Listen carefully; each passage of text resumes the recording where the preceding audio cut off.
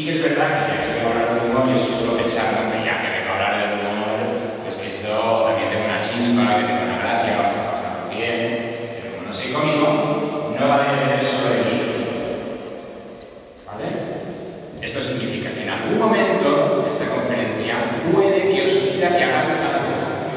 Os pediré que por lo menos tengáis una actitud abierta, flexible, participativa, para que esto efectivamente tenga su gracia. Os voy a pedir en unos momentos que os pongáis de pie y le deis la mano, estéis la mano a la persona que tienes a un lado, al otro, delante y detrás, y os vais a presentar a uno, un momentito, todos estáis ahí.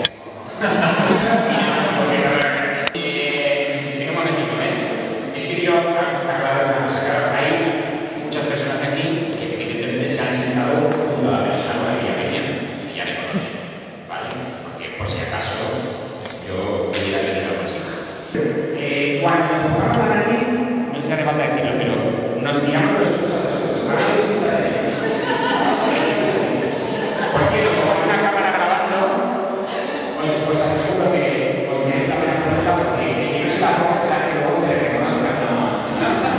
Ok, estáis a la de una, a la de dos, a la de tres, nos ponemos las narices, eso es, y nos miramos los unos a los otros.